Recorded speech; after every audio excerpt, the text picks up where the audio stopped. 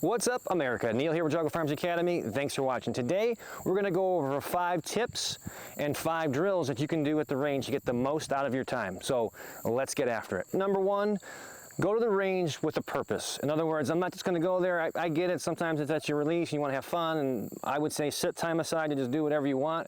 But for some portion of that, we want to have a purposeful, driven training. Okay, we want to have a specific goal in mind, and we don't want to just go there and just like, let's figure it out beforehand. This is something that we should be thinking about prior to actually showing up to the range. One of the things that this video is going to help you do is actually save money while getting the most out of your time. This is going to be done with just a simple box of 50. Obviously, the vast majority of training ammo is going to come in a box of 50, and I'm going to actually break down how we're going to do that in the actual drills itself. But first, again, we need a purpose, so what we want to accomplish when we get there. Second tip is have a measurable result, something, whether you're using a timer, whether you're using how accurate you are within the A box or the C box or whatever it is, wherever your skill level is, have something that you can actually measure. If it's just a matter of accuracy, take a photo of that so that you have the time and date and what your results were, and then next time you come to the range, you're going to use that same target and you're going to be able to see, are we improving, are we not improving, where's our errors, how are we going to make this better. Tip number 3. They have to be reasonable goals. So I know that you maybe watch certain competitive shooters or whatever, tactical guys, and you see something that they've done, a drill, a certain time set, that's their standard. And although that might be super high and something you want to attain at some point, if we're, let's just say, drawing in 3 seconds and you're trying to cut that down to 1 second, that's not a reasonable goal. So you got to have a reasonable goal for your skill level. You will get further ahead by taking small bites of the elephant, a little bit at a time, as you improve, than try to make this huge quantum leap. It's never going to happen. The 4th tip here is being able to track those results. So this kind of ties into being measurable. If we just say, okay, today I did X, Y, and Z, I did this drill, and this is my result, I mean, yeah, you can see where that is, but how does that compare to the next time, and the next time, and the next time? So being able to track those measurable results are the key to improving, because that's really what's going to be the difference between, am I making positive progress or am I just wasting money throwing rounds downrange? The 5th tip is knowing your own limits. And when I say your own limits, it's not determined by how many rounds you brought to the range, it's not determined by the buddy that you're with, it's not determined by how much range time you bought. If you bought 2 hours and 30 minutes in, you're fatigued, stop. I see this all the time. People come in, you know, they're starting, they're in fresh, they're ready to go, you know, they're working on something, they're getting some good results, and they start to fatigue, and then they're like, well, I'm going to keep pushing because they think they're going to get more out of it.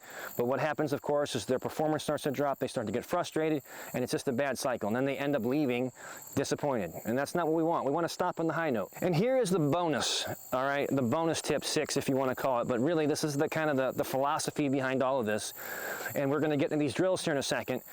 But this is practice what you're not good at. And most people are just not good at that. They like to come there and they want to excel at what they do really well. Like if drawing quickly is your strength, that's all you want to do. And I get that. But we're going to put that in the category of kind of having fun.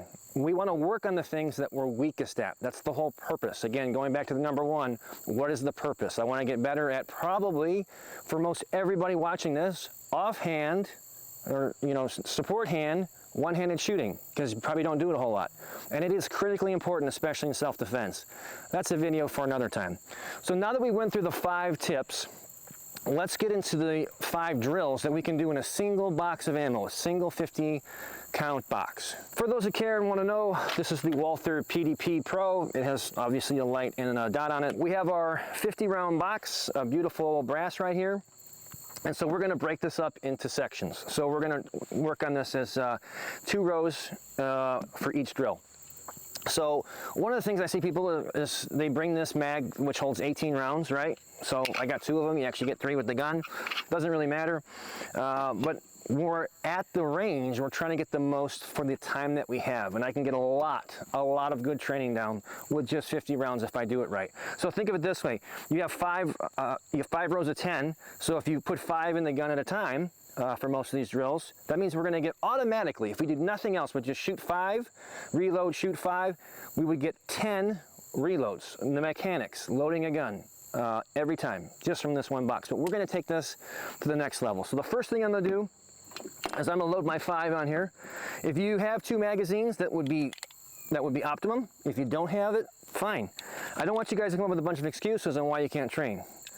If it's at an indoor range and some of this stuff might be limited, most of it you're going to be able to do. You can come up with alternatives. But the bottom line is, you got to get out there and you got to train. You can't come up with the excuse bus on why, you know, I only have one mag, or the range doesn't let me rapid fire, or whatever. All right, so I'm gonna load up 2 mags here of 5, and we're gonna start with the very first drill. Now, if you're at a range that doesn't allow you to draw, or you're not at that level yet where you're comfortable drawing from your holster, which I get it, and that's a good thing, taking baby steps, you can set it down on the table itself. But this is going to be draw, or pick up your gun, fire 1. We're gonna follow all the fundamentals. I'm gonna make sure I have a good grip on it. Make sure whether I'm using my iron sights, I'm focused on my front sight, or if I have my dot, I'm superimposing it with both eyes open. After the shot goes off, I'm going to follow through and make sure that the gun settles and I'm ready to shoot again. All the steps of the fundamentals baked into this. Again, we're going to be doing this 10 times because we got 2 rounds of 5, and we're going to get, obviously, a reload. So here we go. So we're going to start off with our first reload. So here we go. Everything looks good there. And now we're going to draw and shoot, and we're going to do this 10 times. So nice, good control, good master grip on the gun, nice shot. I follow through, look it back into my holster. We can also add on this. We can add our scan and assess the environment. So I draw my gun out, I get my good fundamentals, I come back, I scan and assess, and I look my gun in the holster. We can do this with a timer, without a timer, but I want to have measurable results. So if you want to do it on time, by all means, keep a log of that, again, measurable. If nothing else, we want to take a picture of the same target so that we have reference for when we come out the next time to do it. Are we getting better, or are we getting worse? Okay, so I'm not going to bore you with shooting all of these. Okay, but we're going to do this 10 times. So I'm going to finish up my 10, and we'll be right back. Another alternative for this, if you can't draw from a holster, or you're not there yet, and maybe there's no bench available or whatever, we can still just come out through compression and come back. The idea here is that I'm finding whatever, superimposing my dot or finding my front sight each and every time. The next one, we're going to do the same thing, load up 5 and 5, and this one is going to be, I wouldn't say a mag dump, but we're going to fire in rapid succession. So this might be the one you may not be able to do depending on your range rules. Maybe they won't let you do all 5, but maybe you can do 2. The point is, on this one, what I'm trying to emphasize is shooting quickly, and what I'm trying to accomplish here is setting up my grip so that when I go out and present, I can get all 5 rounds as quickly as I can. And what's really going to help in that scenario is that the gun returns back to 0, if you will, because you have a good stable positioning of your body, good grip on the gun, and we're able to follow through and see as we're looking through, especially if you have a dot, we're staying focused on that target so we can see where the actual hits are coming, and I'm coming right back. So we're going to burn through these, and of course we're going to get 2 more reloads. So we're going to come out, do our 5,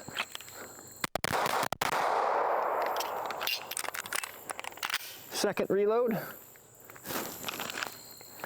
and then we're going to come out and do our 5. As you can imagine, we're going to do the same thing again. We're going to load up the mags 5 and 5. So we have 2 of those. And this is going to be strong hand only for both. Okay, so we're going to get 10 rounds, strong hand only. We're going to do strong hand, make sure we're making connection with the body so I spatially know where this hand is. I'm going to drive the gun out there.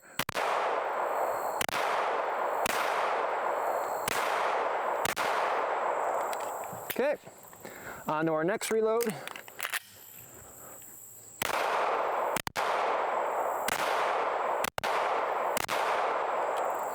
And on to the next. As you can probably guess, the next one is going to be left hand only, and again 5 and 5 just like last.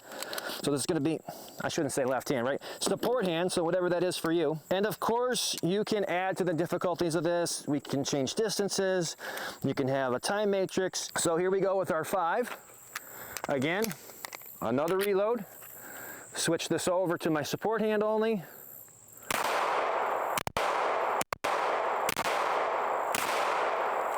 Okay. You can also make this as complicated as you want. If you want to do one hand where you only use your left hand to reload the whole gun, again, I'm not going to get into that in this one, but you certainly can do that. But here's my 5 more.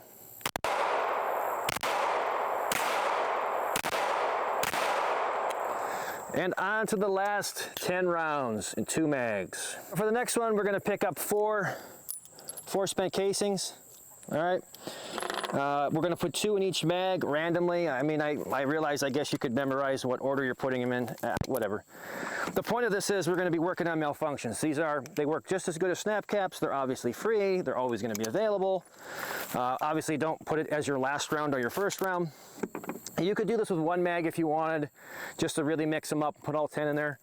For my purposes, we're gonna stick to the 2 mag process just to get some extra reloads in here. So again, we're just throwing them in there just like it's a real round, or a regular round, I guess I should say. And then as we're shooting, we're gonna come across these issues and we're gonna have to fix them. And you can mix your mags up, whatever. The whole point is I want to have a malfunction occur, and I don't know when it's going to happen, so I get more realistic training. So let's do it. And now we're going to work on malfunctions. I'm not going to make this a tutorial necessarily, but when I arise to a malfunction, I'm going to fix it. So other than that, I'm just going to draw and shoot my gun until I have an issue that I can cross.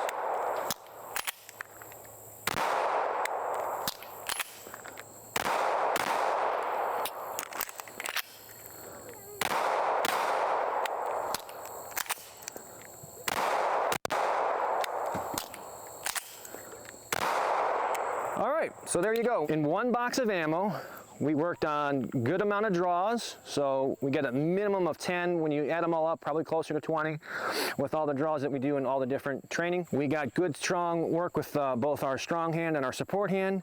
We got work with malfunction clearing, all within a 50-round box of ammo. And of course, I kind of rushed this a little bit just to get through the video for you guys.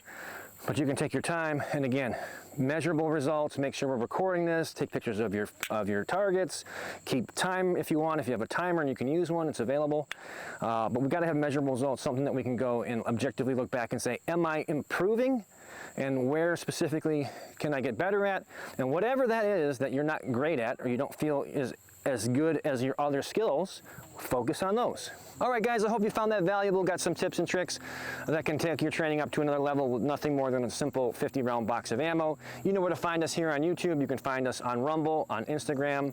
We're obviously on Facebook, and we put all our premium content on Patreon. In fact, we are going to be putting another video after this, as we always do, that is only for patrons. And just so that you know, at our top level, the $25 level, those are like credits for a class. So if you were with us for 4 months, you have $100 that you can use towards a class if you want to take it. So it's kind of like a layaway system, I guess, in one way. Plus, you get all the content that's never going to be published anywhere but there. All right, guys, until next time, remember, it's always better to be judged by 12 than carried by 6.